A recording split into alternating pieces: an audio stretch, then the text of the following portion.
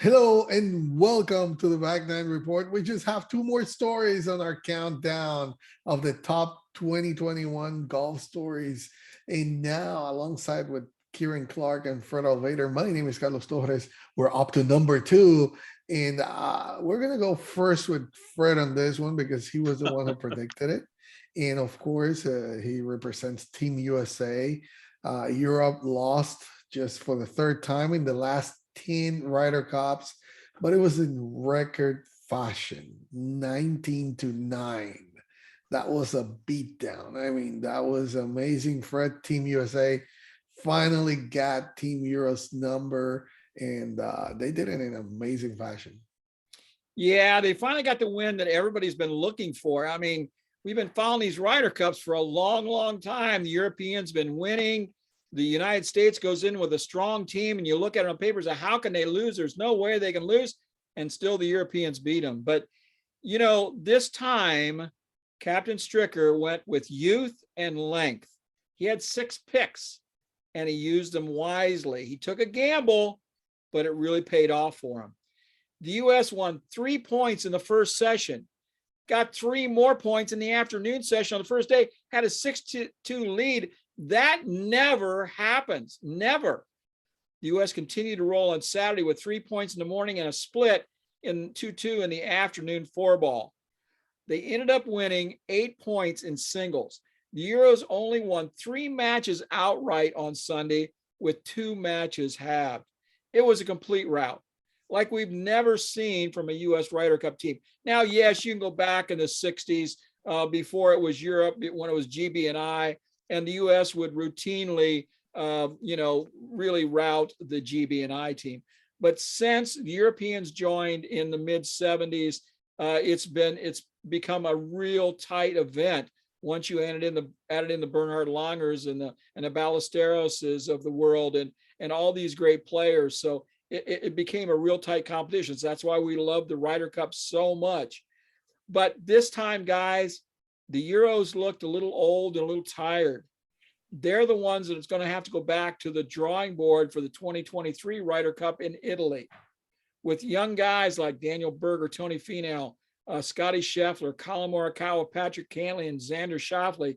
The U.S. team looks pretty solid for the next few years to come. So this was a true beatdown, 19-9, something we have not seen much of from a U.S. Ryder Cup team.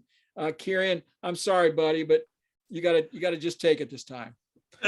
Kieran, just let's tell him that, if it would have been in like Golf National, there would have been a very different story. They had the golf course, but it was incredible seeing Roy McIlroy. It wasn't only the young people or the veterans that happened, because of course Europe had 40 somethings going on there.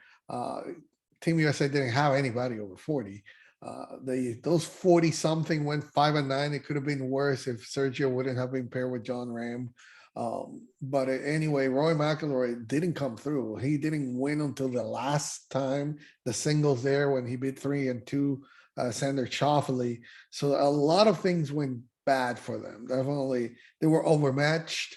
And just seeing Rory McIlroy with the tears coming down, I mean, it was expected, the loss, but at 19-9 definitely was really, really unexpected. It was the worst Ryder Cup I've ever seen. I hated it. It was unwatchable. But for once, and Fred touched on it, for once the result, frankly, reflected how it looked on paper.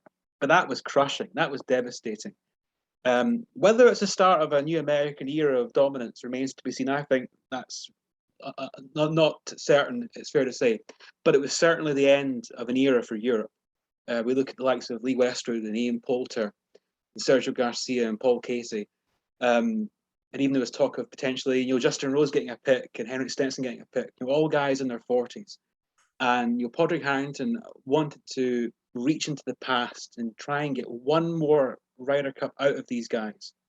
But it was just one too many for them. And it was a mismatch entirely. The USA were looking to the future.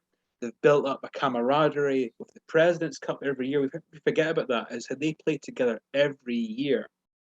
whereas European teams don't anymore. Back in the day, Europe had the Seve Trophy and the Royal Trophy, so they were always building up teams over many years, building up captains as well. Paul McGinley captained the Seve Trophy, Colin Montgomery did as well back in the day.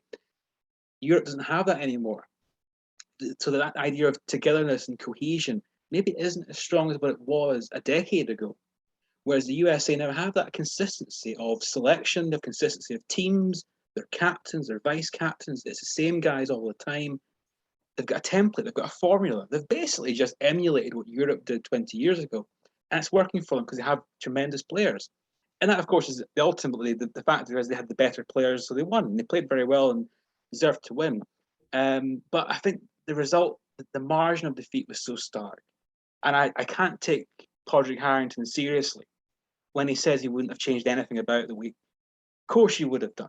You can't accept that loss. Getting beat is one thing, it happens, but to be utterly annihilated, not even to be really in contention, is just incredible. And that's total deflection from his part. And Fred touched on it. It'll be fascinating to see what happens next time. The US team, we'll wait and see what happens with them. Obviously we know the guys they have, young guys, there'll be new guys in there too. But the European team will be very different. You will see the established names there, obviously the likes of Rory and John Ram. That's a great foundation for any team. Victor Hovland, of course, will be even better, more experienced. And will we see the likes of the Højgaard brothers being in there, Robert McIntyre, players like that, developing and making their debut in Italy? I think we will see a better European team next time. And I think they will rebound from this, but that was a really tough one to take. I think it does underline as well is just how big home advantage has become in the Ryder Cup. It's now almost essential. Go back to the Golf National. Everyone thought the US team was going to win that. They had the better team, but on paper by far. But that home course advantage for Europe was used expertly by Thomas Bjorn. Go back to Hazeltine 2016. The US won that comfortably. Again, home course advantage, home atmosphere, the crowd behind you, setting up the golf courses to suit your players, not the opposition. And it's a huge factor. And the US now have finally developed that, and it's working very well for them, as has been the case for Europe. So I think these Ryder Cups right now, it's very much like the home team are really strong favourites. So I don't see a 10-point margin next time out, to say the least. I think it will be much closer next time.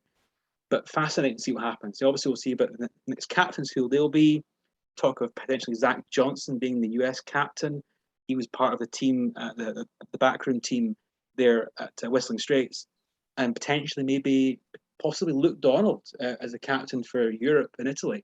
Maybe not the blockbuster names maybe you'd want to see, but two very smart, very capable guys who maybe they're the kind of guys you want as your Ryder Cup captain. Maybe having the big name, the major champions, maybe that's not the way to go.